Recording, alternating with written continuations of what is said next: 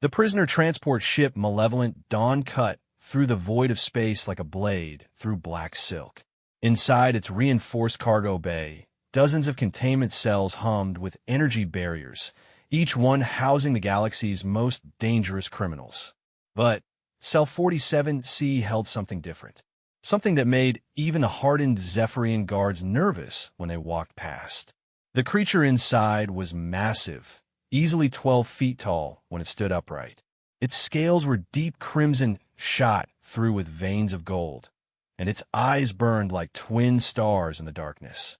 This was Drakmer the Destroyer, a member of the ancient Parathian race that had once ruled half the galaxy with fire and fury.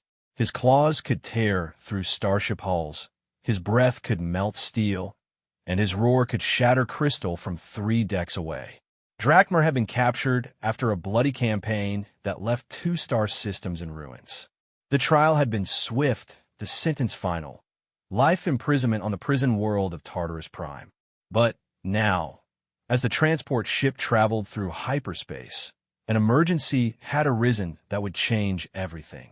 In the ship's medical bay, Dr.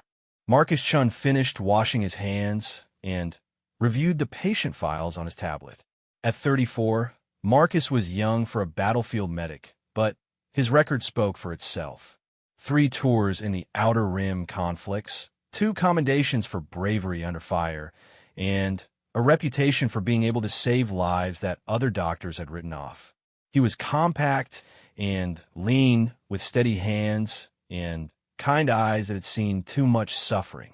Marcus had volunteered for this assignment specifically because prisoner transports needed medical staff, and the pay was excellent. He planned to use the money to fund a clinic on one of the frontier worlds where medical care was scarce. What he hadn't expected was to be called to treat the most dangerous prisoner on the ship. Captain Vorthak, a tall Zephyrian with blue-gray skin and prominent ridges along his skull, paced nervously in the medical bay. His security chief, Commander Ninetau, stood beside him with 4 arms crossed over his insectoid chest, clicking his mandibles in agitation. "Doctor, I need to be absolutely clear about the situation," Captain Vorthak said, his voice carrying the harmonic undertones typical of his species. "The prisoner in Cell 47C is critically injured. Our ship's automated systems detected massive internal bleeding approximately 2 hours ago." Marcus nodded, checking his medical kit. "What happened to him?" "We believe it was delayed trauma from his capture," Commander Ninetau replied, his translator rendering his clicking speech into Galactic Standard. "The Pyrathians have redundant organ systems, which is why the damage didn't manifest immediately. But now his condition is deteriorating rapidly. And you need me to treat him?" Marcus asked. "I assume your automated medical systems aren't capable of handling his physiology." Captain Vorthak's expression darkened. "Our systems are designed for the common galactic species. Pyrathian biology is unique. They're an ancient race, older than most of our civilizations. Their cellular structure is unlike anything our computers can process." Marcus frowned. "Then why not wait until we reach Tartarus Prime? Surely they have specialists there." "We're still 18 hours out," Commander Ninetau said. "At his current rate of deterioration, he'll be dead in 6. And despite what he's done, we have a legal obligation to provide medical care to prisoners in transit." The real reason hung unspoken in the air. If Drakmer died on their watch, there would be an investigation. Questions would be asked. Careers would be ruined. The Galactic Prison Authority didn't look kindly on negligence, even when it involved the galaxy's most wanted criminals. Marcus considered the situation. He'd treated dozens of different alien species during his time in the military, but never a Pyrathian. They were rare, ancient, and notoriously difficult to work with. Most medical professionals went their entire careers without encountering one. "What about security?" Marcus asked. "I assume he's not exactly cooperative." Captain Vorthak and Commander Ninetau exchanged glances. "The energy barriers on his cell are holding, but they're not designed to allow medical access," the captain explained. "We'll need to create a small opening for you to work through. It's not ideal, but it's the only way. And if he tries to attack me..." Commander Ninetow's mandibles clicked rapidly. We'll have stun weapons trained on him at all times. The moment he makes any aggressive move, we'll drop him with enough electricity to stop a starship engine. But, Doctor, I need you to understand something about Pyrathians. They're not just physically dangerous. They're highly intelligent, cunning, and they have a natural ability to read emotional states in other species. Don't let him get inside your head. Marcus had faced dangerous patients before, but something about this situation felt different. There was a tension in the air, a sense that they were dealing with forces beyond their understanding. But his oath as a physician was clear: do no harm, and provide aid to those who needed it, regardless of who they were or what they'd done. All right, Marcus said, sealing his medical kit. Let's go save a dragon. The journey to the detention level took them through 3 security checkpoints and down 2 heavily armored elevators. The ship's corridor lights seemed dimmer here, and the air carried a metallic taste that made Marcus's tongue tingle.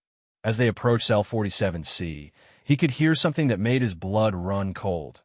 A low, rhythmic sound like breathing, but deeper and more resonant than anything human lungs could produce. The cell came into view, and Marcus had to fight the urge to step backward. Behind the shimmering energy barrier, Drachmer lay on his side, his massive form taking up most of the cell's floor space. Even unconscious and injured, he radiated an aura of barely contained power that made the air around him seem to vibrate.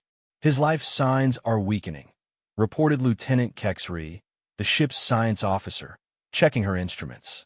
Internal pressure is dropping, and his core temperature is fluctuating wildly. Marcus approached the cell cautiously, studying the patient through the energy barrier. Drachmer's breathing was shallow and irregular, and he could see dark stains spreading across the creature's golden scales. The injuries were severe, possibly life-threatening, even for a being as resilient as a Pyrathian. Open a medical access port, Marcus instructed. I need to get a closer look. The guards moved into position, weapons raised, as Commander Ninetow worked the controls. A section of the energy barrier flickered and died, creating a narrow opening just large enough for Marcus to reach through. The moment the barrier dropped, the temperature in the corridor spiked by at least 10 degrees. Marcus cautiously extended his hand through the opening, his medical scanner in his palm. As the device passed over Drachmer's body, readings flooded his tablet. The Pyrathian's internal structure was indeed unlike anything he'd encountered before. Multiple hearts pumped a copper-based fluid that served as blood, while organs he couldn't identify performed functions that seemed to defy biological logic. But what caught his attention wasn't the exotic physiology. It was the pattern of injuries. These weren't random trauma wounds from a violent capture. They were precise, surgical, and deliberately inflicted. Someone had tortured this creature, and recently. Captain, Marcus said quietly, not taking his eyes off his scanner readings. Who exactly captured this prisoner? That information is classified, Captain Vorthak replied stiffly. Marcus continued his examination, noting the systematic nature of the injuries. Whoever had done this knew Pyrathian anatomy intimately. They had targeted specific organs, inflicting maximum pain while avoiding immediately fatal damage. It was the work of a professional interrogator, someone who understood exactly how much punishment a Pyrathian could endure. Suddenly, Drachmer's eyes snapped open. The change was instantaneous and terrifying. One moment he was unconscious and dying, the next he was fully alert and focused on Marcus with an intensity that made the human feel like a mouse caught in the gaze of a hawk. His eyes weren't just burning with fever. They held an intelligence that was ancient, calculating, and utterly alien. The guards tensed, fingers tightening on triggers, but Drachmer made no aggressive moves. Instead, he spoke, his voice a low rumble that seemed to resonate in Marcus's chest. "You are not like them," Drachmer said, his words carefully chosen and accented galactic standard. "Your hands shake not from fear, but from exhaustion. You have seen much death, little healer." Marcus forced himself to remain calm, continuing his examination despite the creature's penetrating stare. I'm here to help you. You're badly injured. Help. Drakmer's massive head tilted slightly. An interesting concept. Tell me, human, do you know what I am accused of? That's not relevant to your medical care, Marcus replied, though he couldn't help but notice how the creature's breathing seemed to be stabilizing now that he was conscious. Oh, but it is. Drakmer's eyes narrowed. These guards tell you I am a destroyer, a killer, a monster who burned worlds. But do you see the wounds they have given me? Do you recognize the work of those who question prisoners in the dark places where screams echo unheard? Marcus's hands paused for a moment. The scan results were clear. The injuries showed signs of electrical burns, chemical corrosion, and precise surgical trauma. This was systematic torture, conducted over days or possibly weeks. I see that you're injured, Marcus said carefully. That's all that matters right now. Drakmer studied him with those burning eyes. You're either very brave or very naive, little healer. Perhaps both. Do you know why they truly fear to let me die? Before Marcus could answer, Captain Vorthak's voice cut through the air. That's enough conversation, Doctor. Complete your examination and provide treatment recommendations. But Drakmer wasn't finished. Because I know the truth about the Tartarus incident. I know why 3 million civilians died when the prison world's defense grid malfunctioned. And I know who really gave the order to cover it up. The corridor fell silent except for the hum of the ship's systems. Marcus could feel the tension ratchet up another notch as the guards exchanged glances. Whatever Drakmer was talking about, it had struck a nerve. Doctor, step away from the prisoner, Commander Ninetal ordered, his mandibles clicking rapidly. The medical examination is complete. But Marcus had found something in his scans that changed everything. Hidden beneath the obvious torture wounds was something else. A surgical implant carefully concealed and designed to look like natural Pyrathian organ tissue. It was sophisticated technology, the kind used for deep cover intelligence operations. Drakmer's eyes met his, and Marcus saw a flicker of something unexpected. Hope. You see it, don't you? Drakmer whispered, so quietly that only Marcus could hear. You see what they try to hide. Marcus's mind raced. The implant wasn't Pyrathian technology.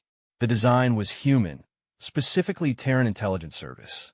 And if he was reading the scans correctly, it contained a massive amount of encrypted data. Doctor, Captain Vorthak's voice was sharp now. Step away from the prisoner immediately. Marcus looked up at the captain, then back at Drakmer. The creature's expression was calm, but his eyes held a desperate plea. Whatever was happening here was bigger than a simple prisoner transport. Much bigger. He needs surgery, Marcus announced, his voice steady despite the chaos in his thoughts. Multiple internal repairs, and they need to be done immediately. I'll need to work inside the cell. Absolutely not, Commander Ninetal snapped. Too dangerous. Then, he dies in 40 minutes, Marcus replied, showing them his scanner readings. His primary circulatory system is failing. I can repair it, but only with direct access. Captain Vorthak studied the medical data, his expression grim.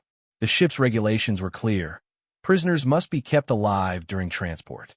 If Drakmer died from preventable medical causes, there would be consequences for everyone involved. Very well, the captain said finally. But you'll work under maximum security. Any sign of trouble, and we flood the cell with stun energy.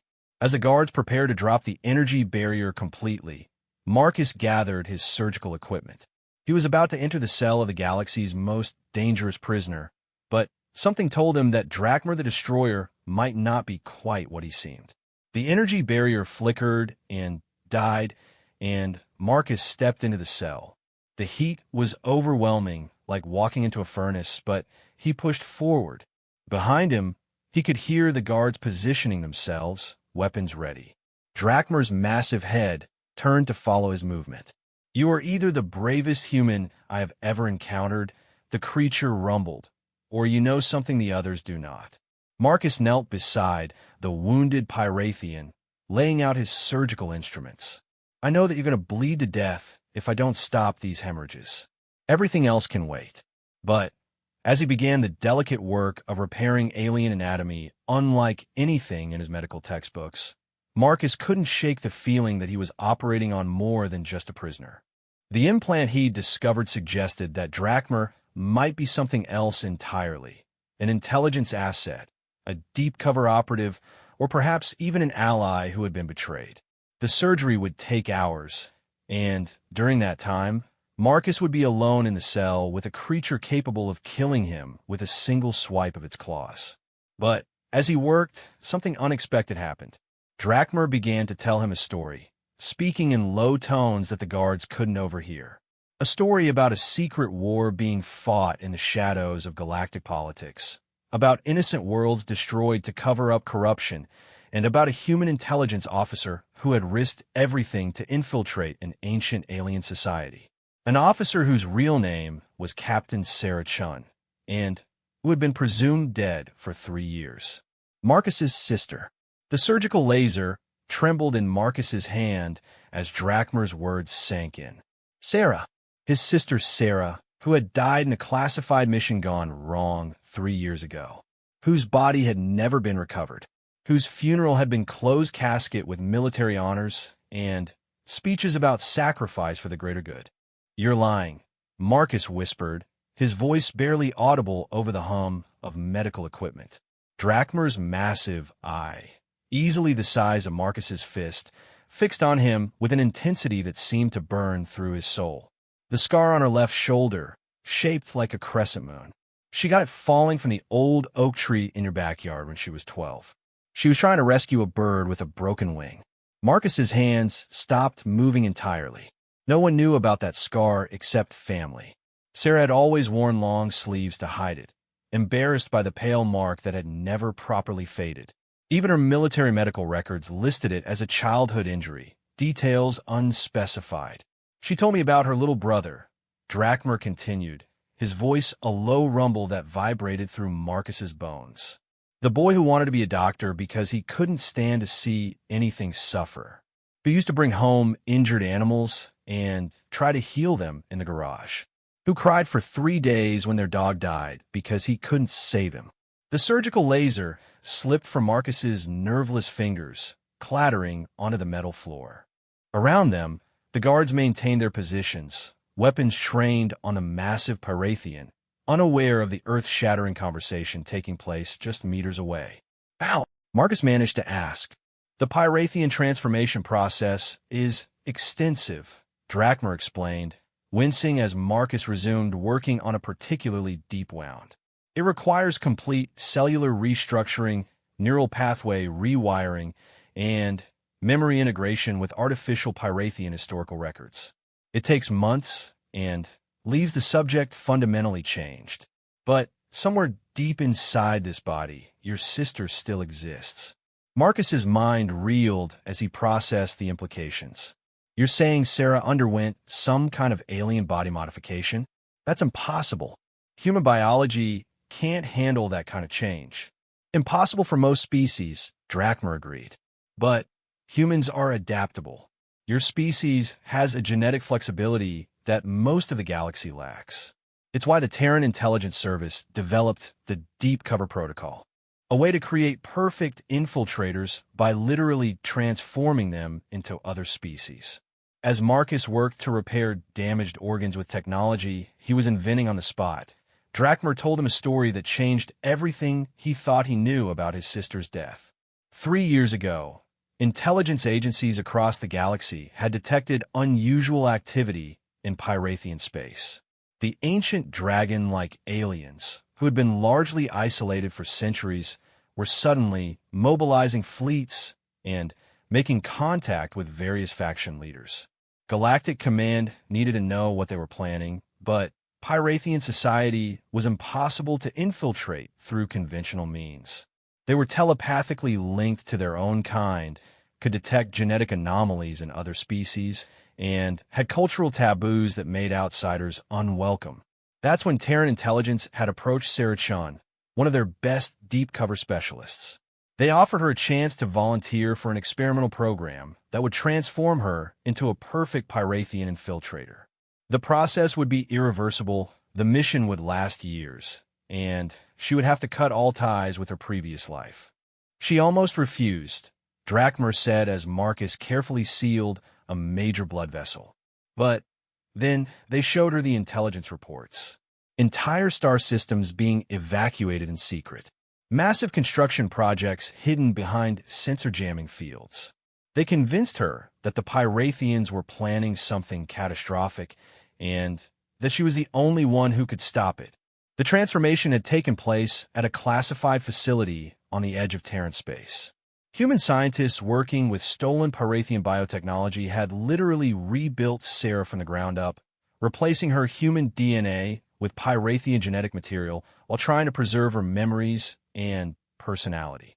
The process had nearly killed her 3 times, but somehow she had survived. When it was complete, Sarah Chin no longer existed. In her place was Drachmer, a young Pyrathian male with carefully constructed false memories of being born on their homeworld. He had infiltrated Pyrathian society, risen through their military ranks, and gained access to their highest levels of government. "And what did you discover?" Marcus asked, though part of him already dreaded the answer. "That the Pyrathians weren't planning an attack," Drachmer said, his voice heavy with bitterness. "They were running away." Marcus paused his work. Running from what? From a consortium? The name hit Marcus like a physical blow. The consortium was a shadow organization that had been rumored to exist for decades, supposedly comprised of corrupt officials from multiple galactic governments. They were said to control illegal weapons trafficking, slave trading, and worse. But most intelligence agencies consider them a myth, a convenient scapegoat for crimes that were actually committed by more mundane criminals. "The consortium is real," Drachmer continued, "and they've been systematically destroying any civilization that refuses to cooperate with their operations. The Pyrathians discovered one of their main staging bases in the Outer Rim, a facility where they were developing weapons of mass destruction using enslaved populations as test subjects." Marcus's hands shook as he realized the implications. The Tartarus incident wasn't an accident, Drachmer confirmed. The prison world was actually a research facility. 3 million people weren't prisoners, they were test subjects. When the Pyrathians tried to expose the truth, the consortium staged a system-wide malfunction that killed everyone and destroyed all evidence. The surgical work was nearly complete, but Marcus found it harder and harder to concentrate. Everything he believed about galactic politics, about his sister's death, about the nature of justice itself, was crumbling around him. "Why are they transporting you to Tartarus Prime if you know all this?" Marcus asked. "Because Tartarus Prime isn't a prison," Drachmer replied grimly. "It's where they're building their next research facility. They plan to restart their weapons program using a fresh batch of test subjects. And they need me alive because the Pyrathian infiltration gave me access to classified consortium files. Files that are stored in the implant you discovered." Marcus's blood ran cold. The other prisoners on this ship aren't criminals.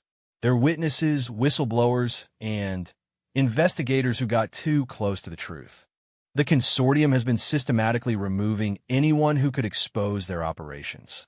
As if summoned by their conversation, Captain Vorthack's voice echoed through the cell's communication system.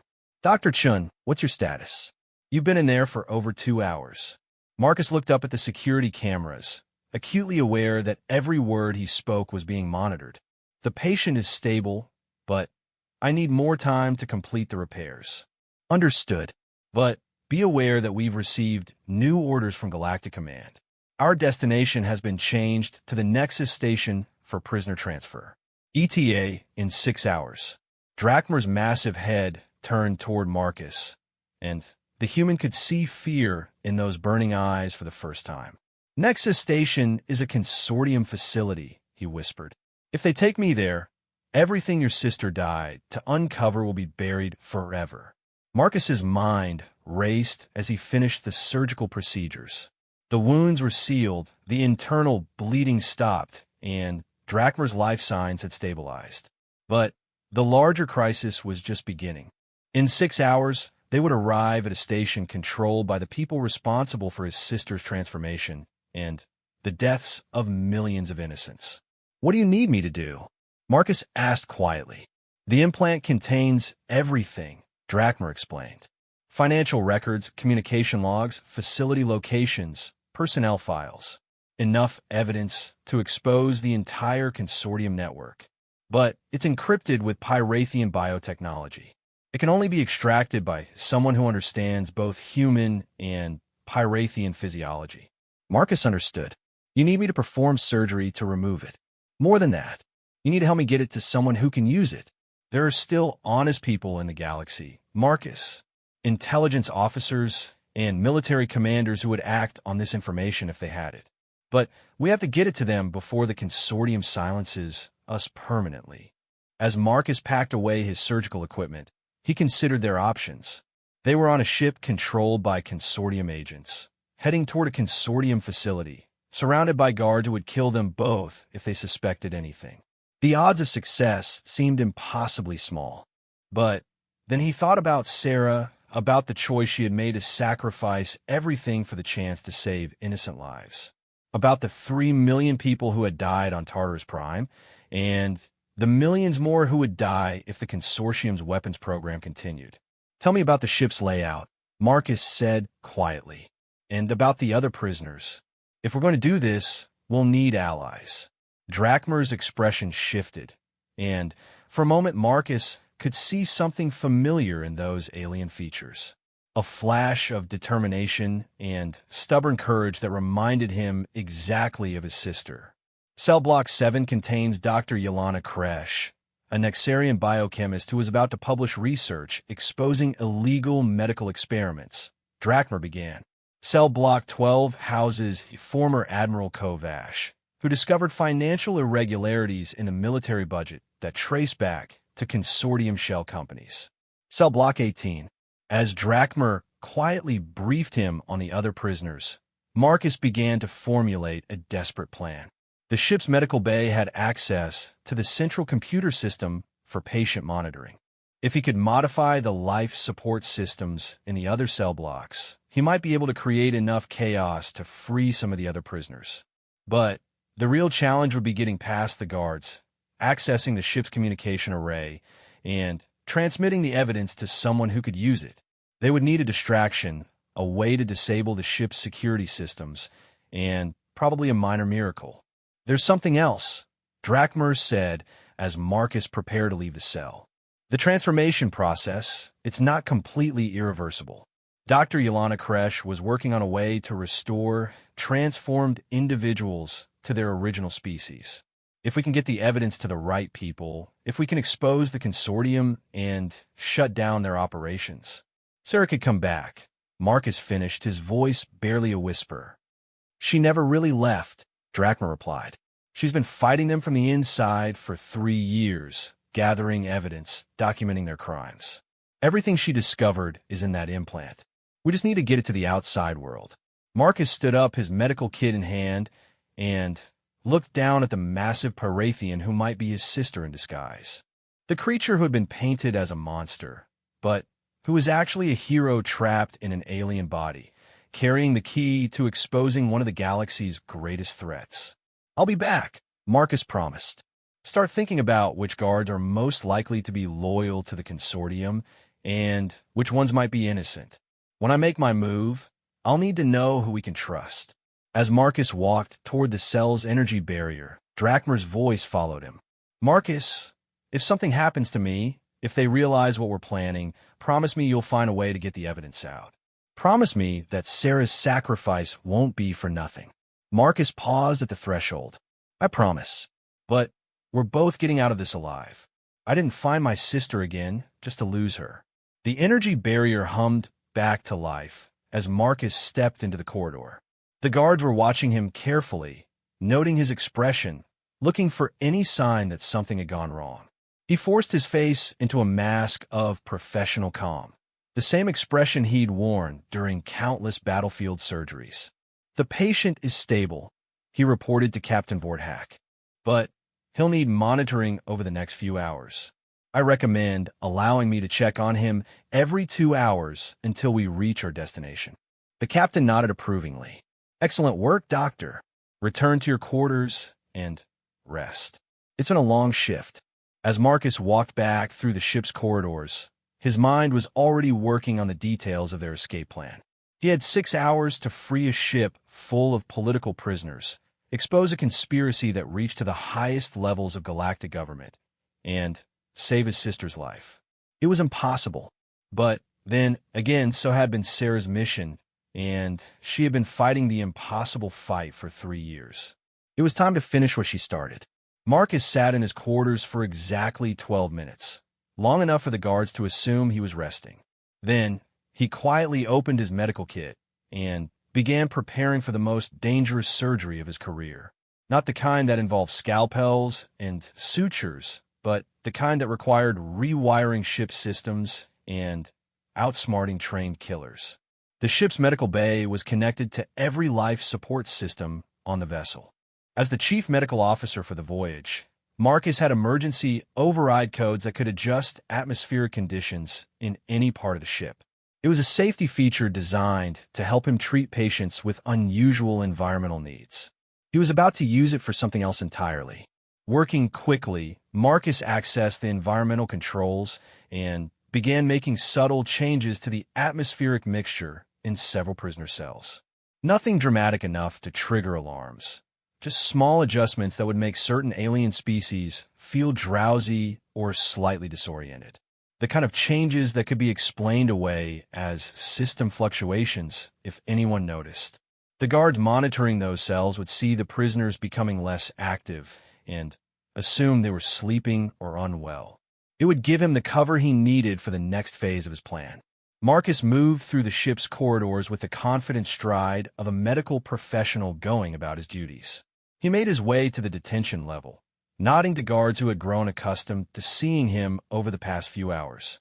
His first stop was Cell Block 7. Dr. Yelena Kresh was a Nexarian, tall and elegant, with pale blue skin and large, dark eyes that seemed to hold galaxies within them. She was sitting in meditation when Marcus approached her cell, but her eyes snapped open the moment she sensed his presence. Nexarians were naturally telepathic, which made them excellent biochemists, but terrible prisoners. "Dr. Chun," she said, her voice carrying the musical quality typical of her species. "I have been expecting you." Marcus glanced around to ensure no guards were within hearing range, then activated his medical scanner. To any observer, he was conducting a routine health check. "You can read my thoughts?" "Not directly," Dr. Kresh replied, standing and moving closer to the energy barrier. "But I can sense emotional resonance. Your mind is full of determination, fear, and something else, hope. That is an unusual combination for someone working on a consortium transport vessel." Marcus's hands trembled slightly as he realized the implications.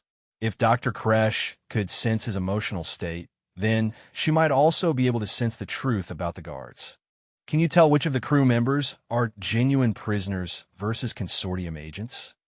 Dr. Kresh's expression grew thoughtful. "An interesting question. Yes, I have been monitoring the emotional patterns of everyone who passes by my cell. Most of the guards carry the psychic signature of trained killers, cold, focused, emotionally distant. But there are exceptions. 3 of the lower-ranking security personnel radiate confusion and moral conflict. They believe they're transporting criminals, but something troubles them about their orders." This was exactly what Marcus needed to know. "Can you identify them?" "The young Altarian female with the spotted skin who works the night shift. The elderly human male who always looks sad when he walks past the cells. And the Centauri engineer who maintains the life support systems. He carries deep guilt about something." Marcus memorized the descriptions. 3 potential allies out of a crew of 20. Not ideal odds, but better than facing trained killers alone. "Dr. Kresh, what I'm about to tell you will sound impossible, but I need you to trust me." Over the next few minutes, Marcus quickly explained the situation, the true nature of their mission, the evidence hidden in Drachmer's implant, and the revelation about his sister's identity. Dr. Kresh listened without interruption, her large eyes growing wider as the scope of the conspiracy became clear. The biotechnology required for such a transformation, she whispered when he finished. I've been researching similar techniques.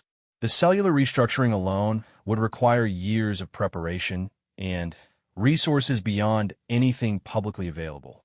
But if the consortium has been conducting illegal experiments for decades, can the process be reversed? Marcus asked urgently.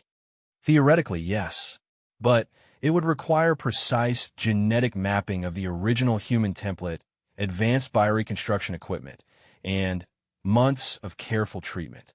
The kind of resources that are only available at major medical research facilities. Marcus felt a surge of hope. If we can expose the consortium and get Sarah to the right people, she could be restored to her original form, Dr. Kresh confirmed. But first, we must survive the next few hours. Marcus's scanner beeped softly as it completed its fake medical assessment. I'm going to create a distraction in about 30 minutes.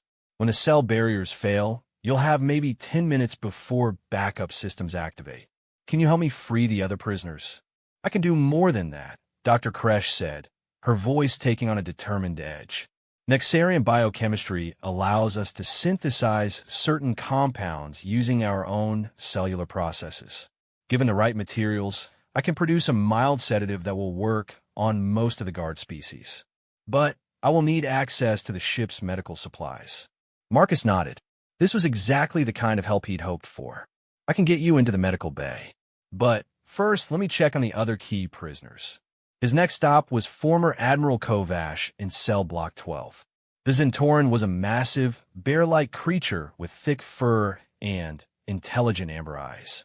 Unlike most of his species, Kovash spoke in quiet, measured tones rather than the typical Zentoran booming voice. Doctor, I have been listening to the emotional resonance of this ship, Admiral Kovash said before Marcus could speak. Like many military officers of his species, he had rudimentary telepathic abilities. There is deception here. Fear. The guard are nervous about our destination in a way that suggests they know more than they have been told. Marcus quickly briefed the Admiral on the situation, watching the alien's expression grow increasingly grim as the scope of the conspiracy became clear. The financial irregularities I discovered, Admiral Kovash growled. They trace back to shell companies that were funding illegal research. If what you're telling me is true, then I have been investigating the consortium for years without realizing it. What kind of evidence do you have? Marcus asked. Financial records, supply chain documents, communication logs. Everything is stored in my personal data storage device, which they confiscated when I was arrested. But I memorized the most critical information. Bank account numbers, transaction dates, coded communication protocols.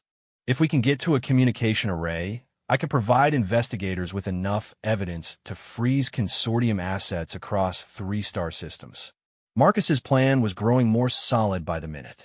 Between Drachmer's implant, Dr. Kresh's scientific expertise, and Admiral Kovash's financial evidence, they had enough information to expose the entire conspiracy. The challenge was getting it to the outside world before the consortium silenced them.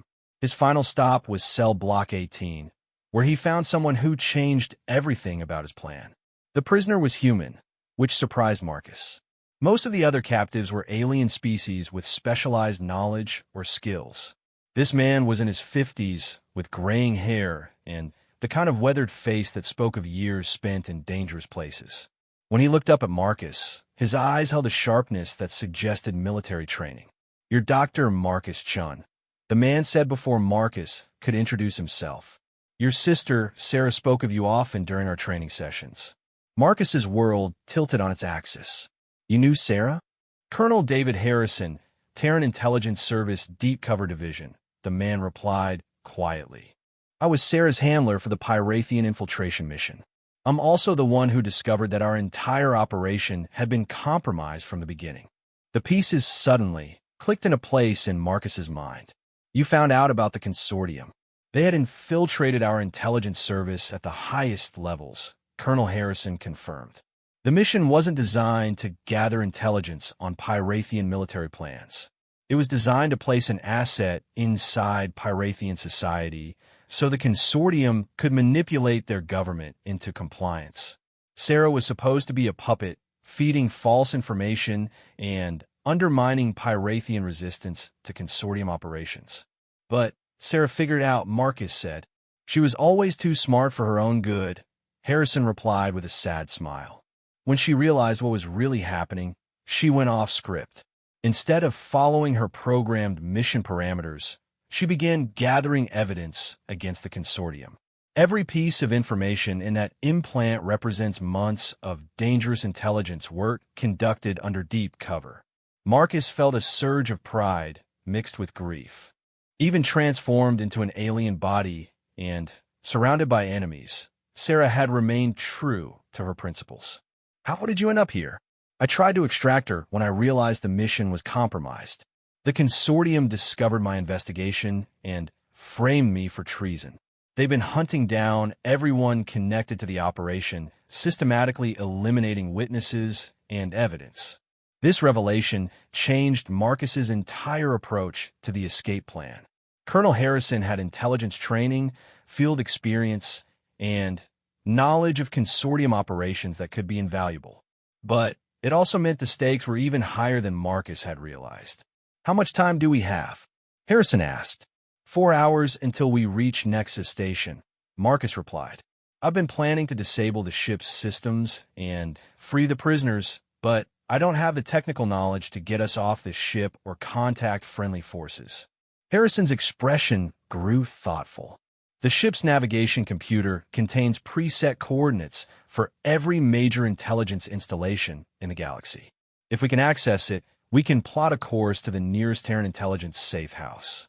But first, we need to deal with the consortium agents on this ship. Dr. Kresh thinks there might be 3 crew members who aren't part of the conspiracy, Marcus said. That matches my assessment, Harrison nodded. The consortium prefers to use minimal personnel for operations like this.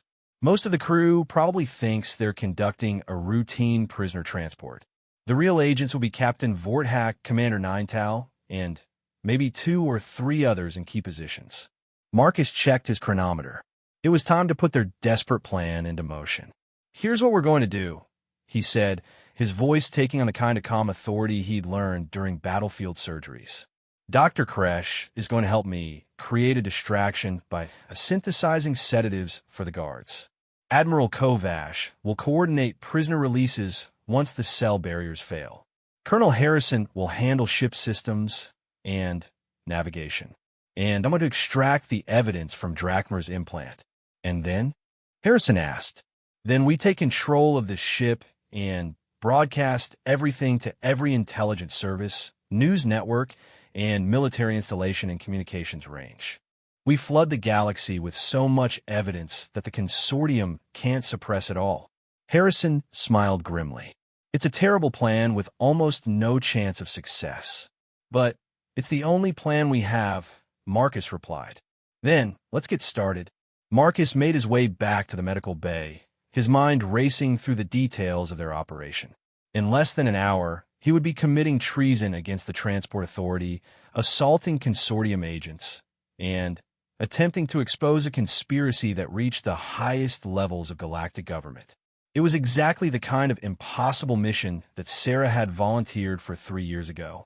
As he prepared the medical equipment for the most dangerous surgery of his life, Marcus thought about his sister, trapped in an alien body, but still fighting for justice after all these years. Soon, one way or another, her long mission would finally be complete. The ship hummed around him as it traveled through hyperspace toward what was supposed to be their doom. But Marcus Chun had other plans. He was about to remind the galaxy why humans were considered the most dangerous species in known space when they decided to fight for what was right. The consortium was about to discover that they had made a critical error in judgment. They had sent a human battlefield medic into the cell of their most dangerous prisoner, completely unaware that sometimes the most dangerous weapon in the galaxy isn't a gun or a bomb. Sometimes it's a doctor who refuses to let anyone die on his watch.